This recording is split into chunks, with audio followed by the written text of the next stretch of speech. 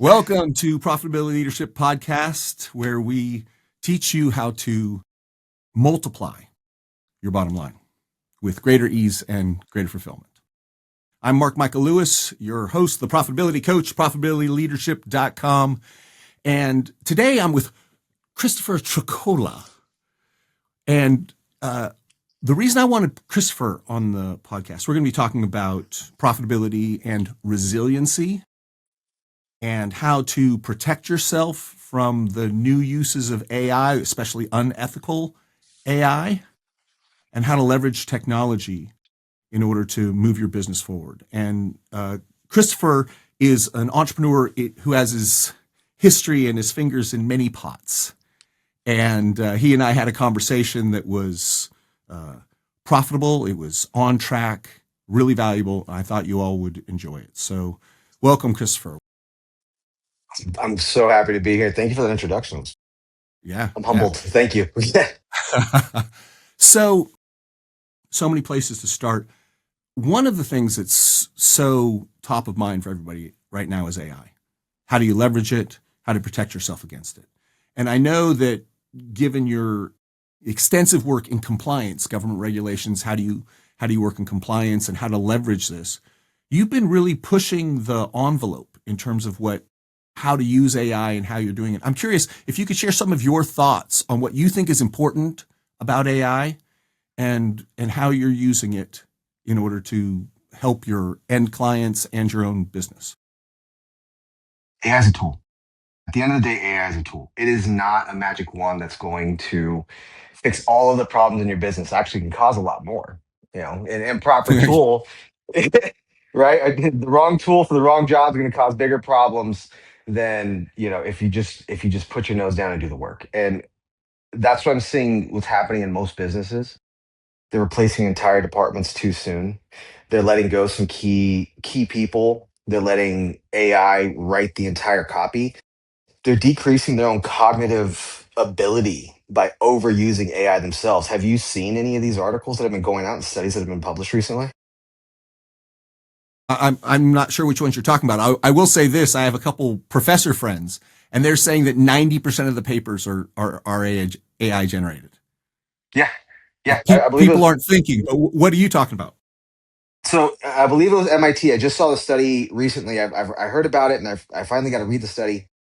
And I have so many I've read recently, but I believe this one was MIT, and it was an independent study where they had three control groups. One of them was using it to write the entire copy for them, the entire paper. One of them was using it as an editor. Another group was actually doing the work themselves. The cognitive ability in the folks that were using GPT 100% only the cognitive ability decreased by 47%. That's huge. I actually personally experienced this during the last year because AI kind of became my best friend during this whole cancer battle, right? And I would sit there and I'd be working with it. But I noticed that when I came back into business and I started having these meetings again, I started having conversations with real people, my ability to communicate was gone. And it took months of personal rehab to rebuild that. Interesting. Yeah. Yeah. And I want to get back to your cancer experience and your resilience and how it is how it is that after cancer you look as good as you do. Yeah. So in the process of rebuilding that, what did you notice? Just your ability to communicate, your ability to think. When you were working with AI too much, it was like putting you into a particular mode that didn't have you think as much, or A mixture of all three. AI's prompt, right? So let's go back to what it does inside the business, right? AI's response is only as good as the information that you gave it to train on, and as good as the prompt that you gave it. That's the best response that you're going to get. And we're seeing all over the world that anybody can now create AI agents, right? So I'm using the major language models. I'm using the major GPTs out there. So they're pretty well trained, but I'm prompting. And when I'm sitting there trying to have a conversation with somebody and build it, and we learned this through our entire careers. We talked about, like, you have an extremely impressive career that I want to learn more about. Okay. But we learned that through our careers that we have to ask specific types of questions. The three types of questions that you have to learn in sales relates to everything that you do. Yes, no, open-ended, and win-win situations, right? You lose that when you're prompting all the time. And if you're letting AI be the author and you become the editor, your creative thinking just diminishes completely. So you can't think on a dime and do what an entrepreneur needs to do and pivot because you're used to AI doing that for you. Yeah. Yeah.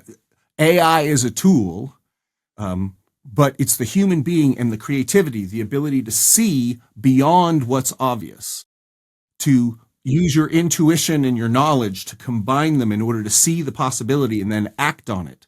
That's where the creativity, that's where the innovation comes from. And all profit is based in innovation. In a sense, AI is always behind the times, Of course, yeah. right? Whereas the human being can look ahead and see the possibilities. And so I appreciate what you're saying there. Yeah. And so I know you have an AI project that you're building on protecting people from AI. Can you tell me a quick bit about that? Yeah. This is on the other end of the spectrum. So it actually is, it's kind of a continuation from what I did in the solar industry for the last 5 years. And like Hmm. you said, I got the opportunity to work with multiple federal agencies. I got to participate and help write 10 laws regarding consumer protections against deceptive and predatory sales practices. And I built a system and one of the world's first AI agents that was able to replace entire call centers. And I saw that what that can do to the workforce. And even though it increased compliance, it decreased attrition, it decreased cost of capital, the consumer experience decreased as well, right? The employees were just, they were constantly terrified, like this thing's going to come after our job next. They just laid off entire call centers that we were using for this stuff. What's going to happen to my job, right? Hmm. Um, so I try to find that balance because when you view AI as a tool, if it's improperly used, it's going to cause more damage to your business than it is going to build it up. I view it more like a virus in certain aspects of life, right? So this is an antivirus, but it's not an antivirus that's going to be typical that you see today that's going to protect your computer or your cell phone. This is to protect how it communicates to you, keeping your personal data and all your information safe, keeping your kids' information safe, keeping grandparents. When an AI agent calls the phone, you know who that belongs to, right? Think about all the scams that we've seen over the last decade that have evolved where they're like, "Hey, I'm with the FBI and or I'm with the IRS and you haven't paid anything," and you hear about people losing their entire savings. Well, if you have an AI agent that says, "I'm your AI agent with the IRS," or "I'm your AI agent with your pharmacy or with your doctor," you have no way of knowing if that actually belongs to that company, and you're willingly giving them your social security number, your credit card information, your children's information, everything. You have no idea who it is. So that's what our system is being designed to do, is create that foundational system to protect humans. So that it recognizes who's calling, what their reputation is, so you can recognize one that it is, and then choose how you're going to interact with it intelligently rather than getting caught up in whatever story the AI is telling. Yeah. And if it's something that shouldn't be contacting you, it just doesn't allow it to contact you. It takes out the guesswork. It takes out the guesswork. That's what we're working on. Yeah.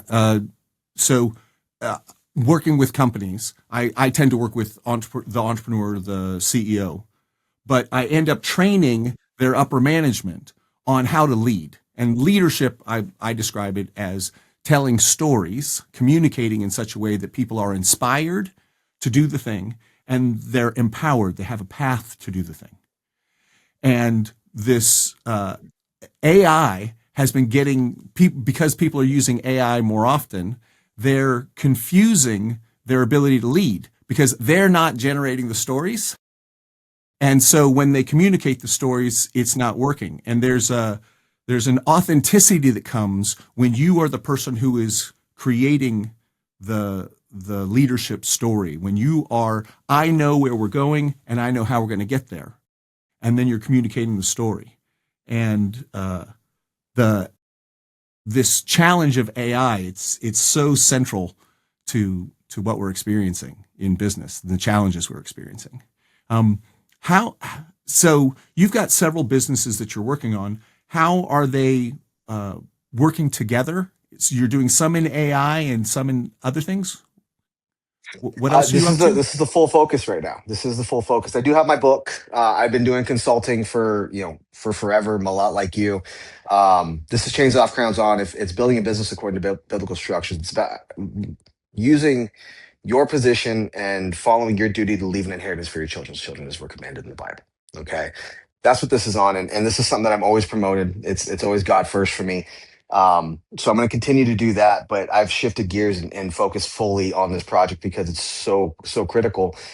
Because you actually hit on one of the most just crucial things that I've always trained on and I've always spoke about is leadership and vision, right? And I'd love to actually have you elaborate on that a little bit because it's my view has always been yes, you have to be the best salesperson in your business when you're the CEO, and you train your leadership to be the best salesperson for their department and their division and the sector of the business that they're running.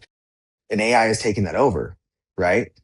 But I truly believe that the focus has gone from being the best salesperson of the vision and using that to uplift people in your organization to follow you and creating an army that's going to stand behind you as you charge through this business landscape to I just need to sell a new product. I need to add more things to my catalog.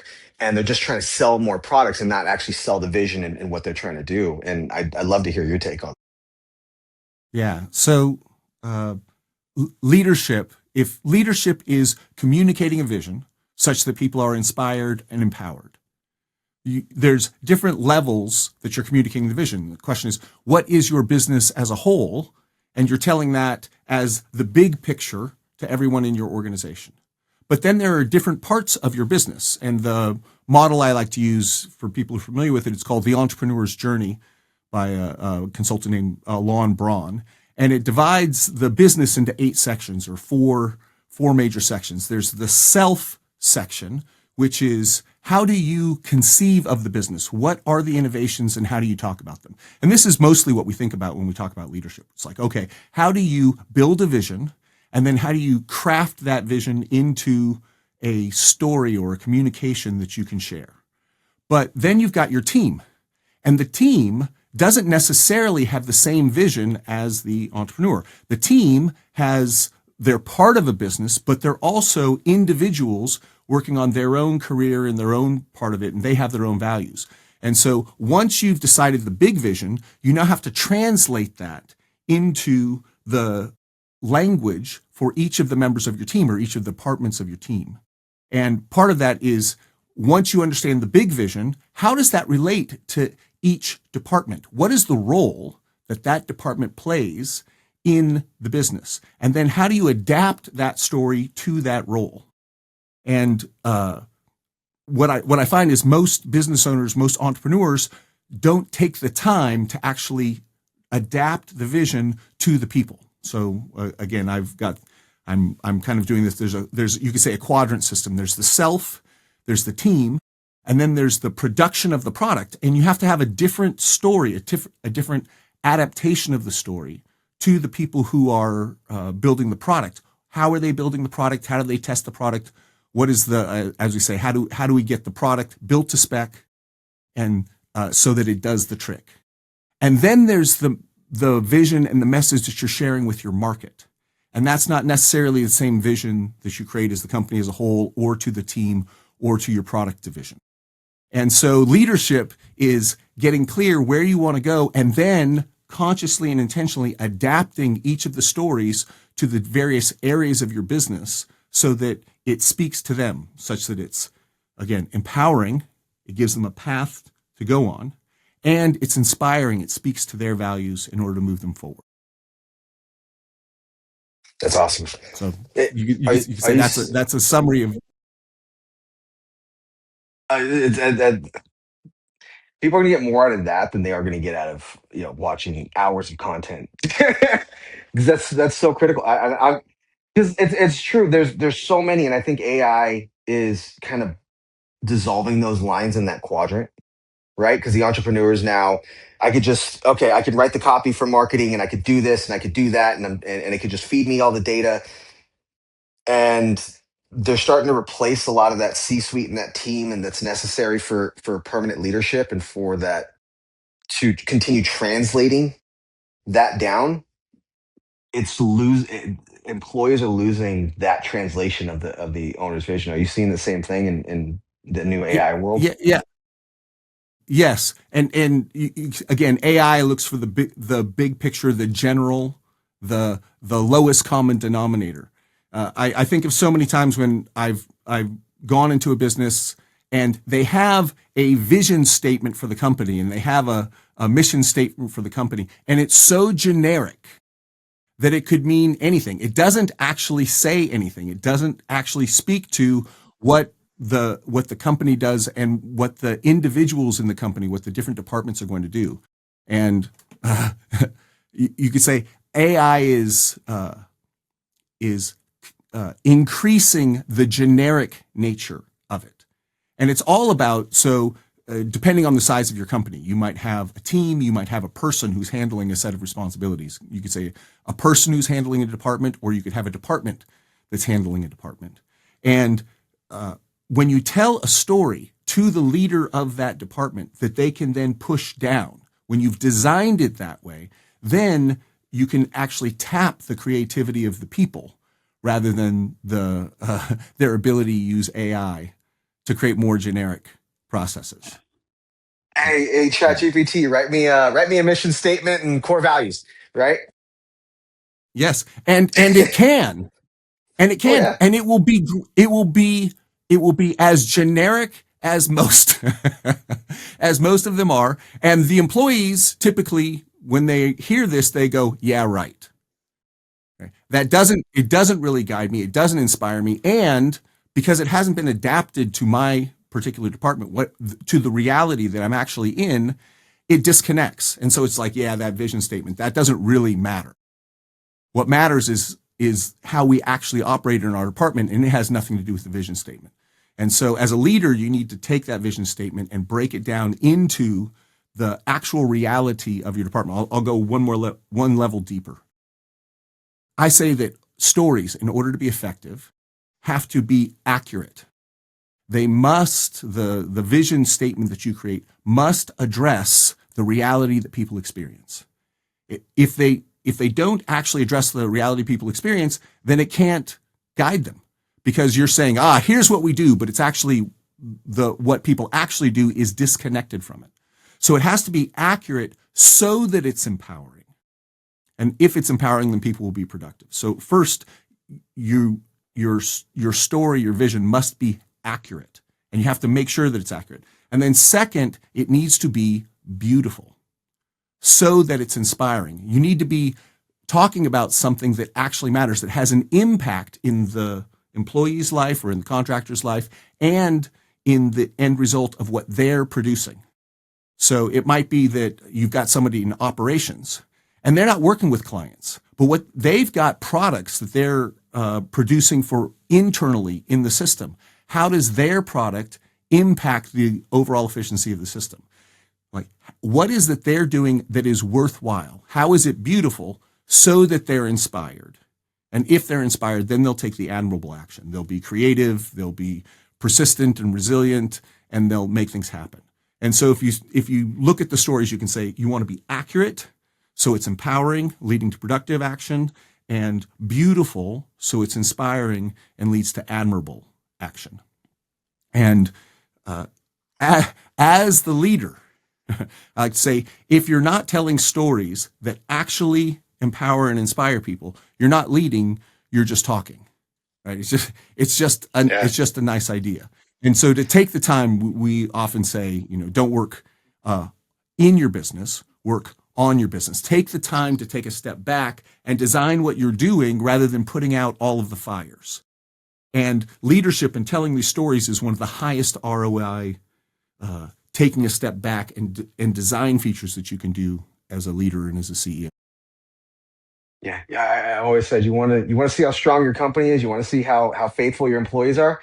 Ask them your vision. Ask them the company's vision. Ask them the core values, and ask them what it means to them. Right? You want to see how strong your company is?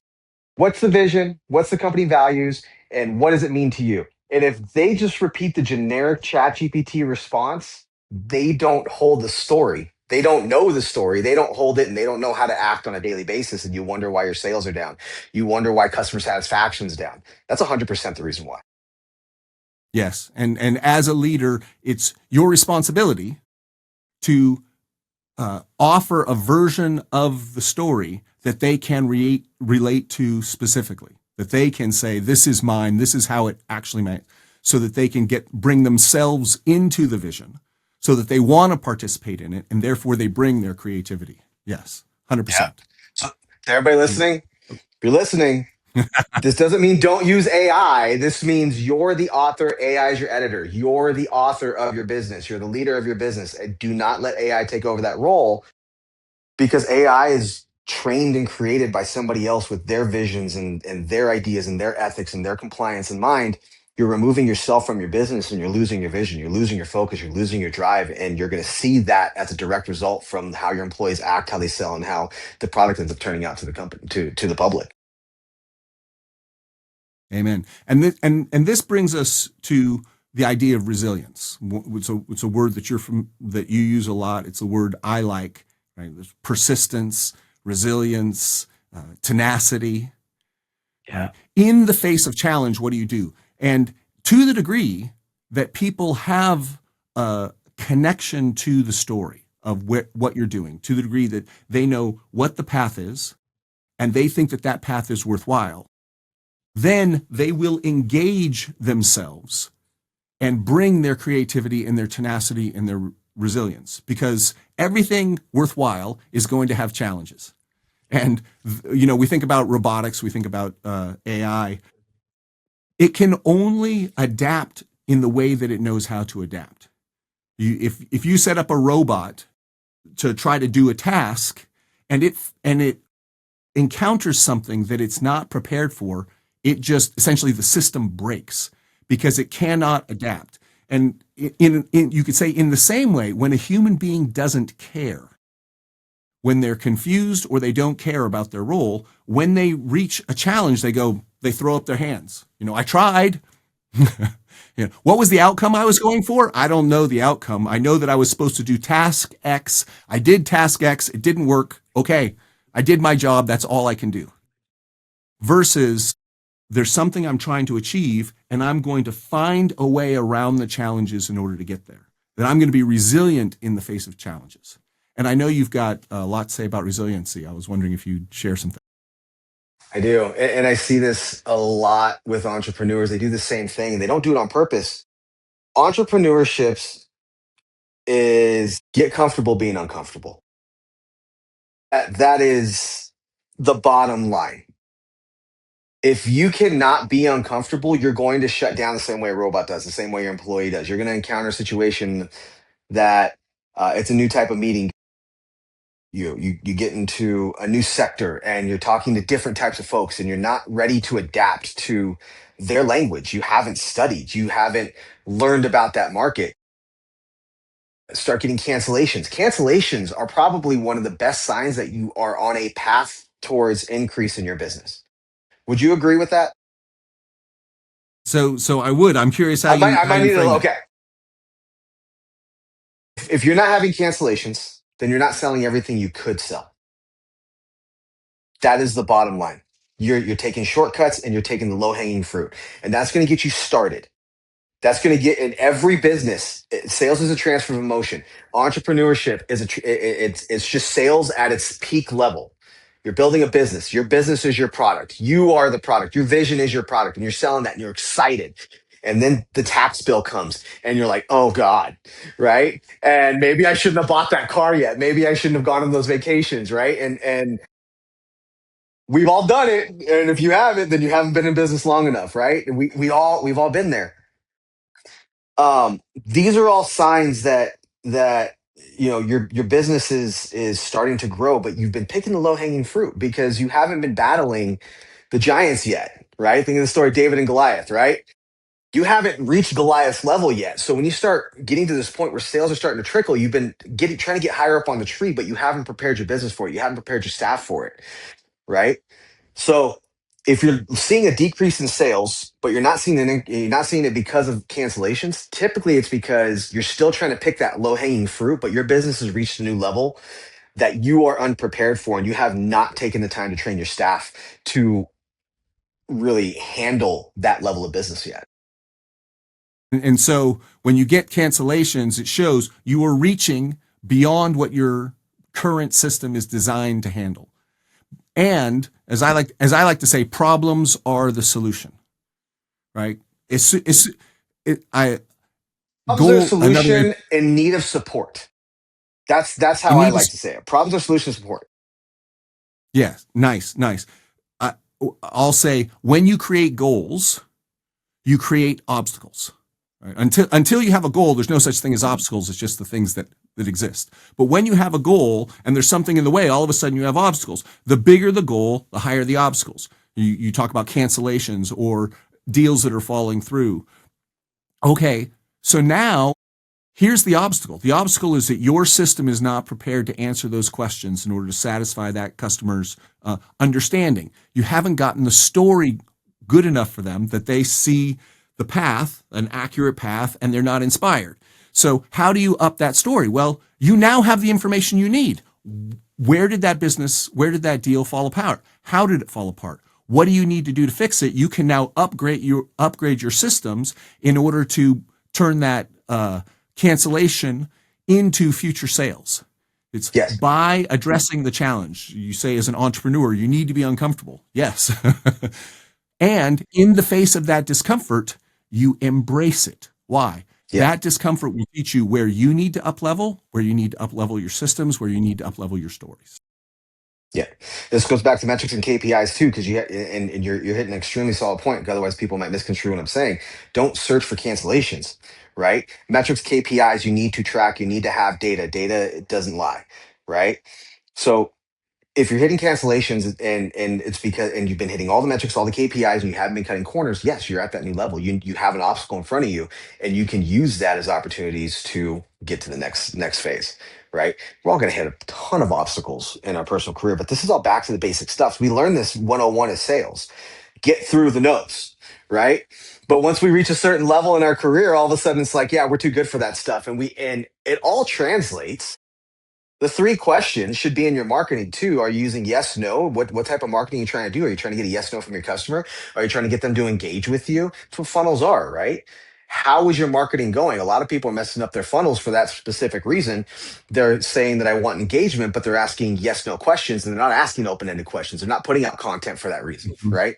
So Mhm. it's time to refocus and take a look at what you're doing and see where you need to be. Yeah, take a step back so you can see what's working, what's not, and find the strategies. Use your challenges in order to up-level your strategies. And one of the things I like to do is to do a systematic look across people's business. Okay, let's look at your innovation. Let's look at your messaging. Let's look at your recruiting and your operations. Let's look at your product design and creation. Let's look at your testing. Let's look at your marketing. Let's look at your customer service, right? Across the entire thing. So you can figure out where are the places where it's falling apart? Where are the opportunities you can exploit? Where are the challenges you can overcome? Where are the new pieces that you can bring in? Because if you can deal with the fundamentals, if you can get ahead in sales and you can get ahead in customer service and ahead in innovation, ahead in storytelling, ahead in each of those small changes can compound. And Yeah. there's so many opportunities. You could say one of the biggest challenges that entrepreneurs face, certainly my clients, is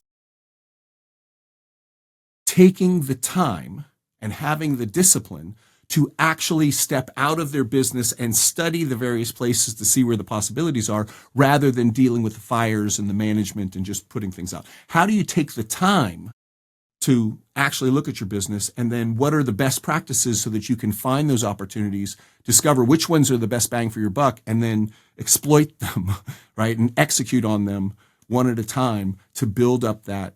Because again, compound interest, as I like to say, if you take 20% improvement and you can compound that across various things in sales and production, in your recruiting, in your innovation, those add up 10, 20%, right? 15, 20% is 15x to the bottom line. If you can get that.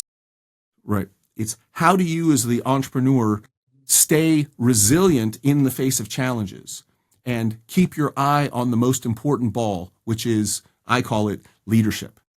It's knowing where you're going to go and then how you're going to communicate it. Because every time you find one of these opportunities, you now have to build a plan to execute it, get your leader to build a plan to execute it. And that plan has to have an accurate story so that people are empowered and productive, and a beautiful story so that they're inspired and take the admirable action. They got to stop Okay, being the so doctor of their own business. I'll tell you that right now. Don't be the doctor of your own business. You're not the doctor. You're you have to look at mhm. those things, but you've also never looked at those things before at the level. You're not the doctor. Get a doctor. Otherwise, you'll end up like me. And 6 months later, you're losing 80 pounds of muscle and in the hospital dying from cancer because you didn't follow the science. Well, so actually, let's take a couple minutes on that, and we'll kind of end on the inspiration part of this journey. Like, so you ended up with cancer, you couldn't eat, you lost like a ton of weight, but tell me that story, because or tell the audience that story. I loved it. I've been thinking about it all the time since we spoke. So I've been a bodybuilder, powerlifter my entire life. I was 240 pounds when I got diagnosed. 14% body fat. I literally at one point had ripped off a car door just because I didn't want the firefighters use the car of life, or the jaws of life, to open up the door. And Yeehaw. I was a beast, and that became my identity, right? So I was that entrepreneur that wrapped up my entire personal worth in my net worth and my bank account and the cars that I drove and the house that I had, and that's the wrong way to look at things. Number one, because you become very egotistical, your pride takes over, and you know everything of your company, right? So I'm a prime example of this because back in January of 2024, I started experiencing all the symptoms. I stopped eating. I started getting very sick when I tried to eat. And it took me 8 months until my birthday, August 8th, when I finally got the diagnosis from my doctor. I didn't go in until August 2nd. And I got the diagnosis on my birthday at Oh, 37 years old. Yeah. Got because the you were diagnosis you at were you were 37 the years old. guy. You handle stuff. I can I take know care what of I'm this. doing. I'm just going to I switch my yes. diet. I'm just going to switch my diet. I'm going to change this. I'm going to change that. And I was doing that in my business. And at the time, our compliance company was on the upswing. We were getting all the finance companies in the industry were starting to use our products. They were or at least taking interest in it if they weren't already using it. Major installers were taking a look at it. Major installers already made it requirements. We were changing the industry for the better, right? And that led us to be able to make a deal where we're able to pull out storefronts inside of Walmart and put solar sales centers inside of it, where we had standardized compliance and MSRPs and all these things. And we had raised over $1 million in under 90 days. We were opening up 28 stores in that time. And I was too busy taking over every obstacle and fixing it myself and not training my executive staff to figure out the problem yourself, right? Let me bring in a third party to teach you how to do that because I need to focus on this and keep driving it forward. I became the jack of all trades of my business, and it collapsed literally overnight. When I got diagnosed, I called my executive team. I let them know what happened, and they were not equipped to take over the company. And within a week, one of the business partners stole all the money. The rest of the team tried to keep things functioning. They didn't. They couldn't do it, and everything fell apart overnight. Lawsuits started piling up, and then they looked at it and they said, "Okay, so it's not your guys' fault. Things happen," and everybody walked away with a loss. And it was not the result you want in business, right? Um, Over the last year, I had to really humble myself and I got a lot closer with God. And that's where my book comes in.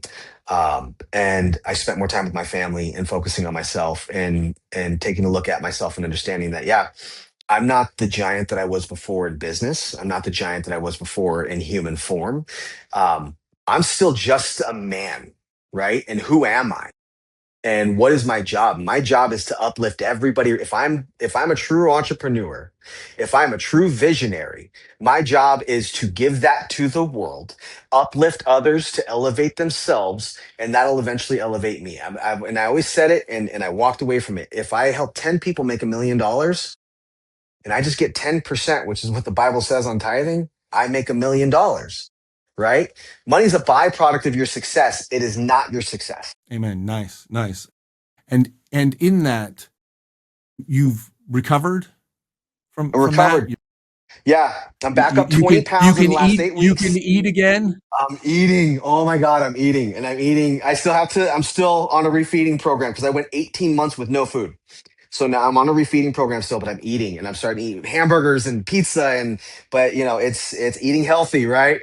You got to do the right things and getting rid of a lot of the chemicals and all that other stuff. So you don't let your health take a backseat to your business. Don't let your family take a backseat to your business. And yeah, I internalized it, and it was neuroendocrine stomach cancer, and it was a stress-based hormone that was the problem that was causing my tumors.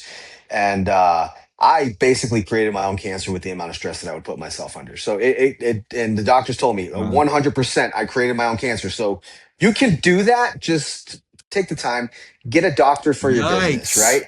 right? Like bring somebody in who knows what they're doing, who's dealt with that stuff, and take the time to have the problem in your business diagnosed and have somebody who's dealt with that before through their failures and through their successes keep you from making the same mistake.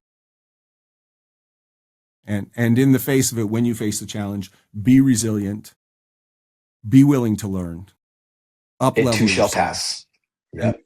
and Yep. then rebuild. Yes, nice. Yep. It will Okay, pass. It's just so a on that season. note, It'll thank you. pass. Nice, nice. On that note, Christopher, it's been a pleasure. And if people want to learn more about what you're doing, where should they go?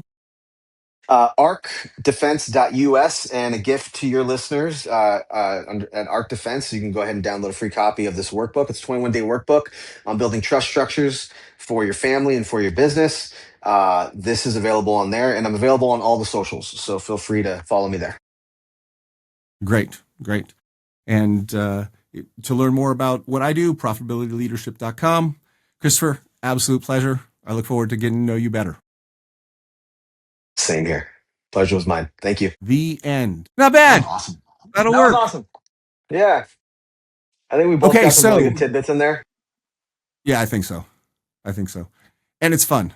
And it's fun. So it'll be 3, 4, maybe 5 days for me to like put this through my system, come out on the other side with the podcast, and I'll shoot you the link, and we'll go from there.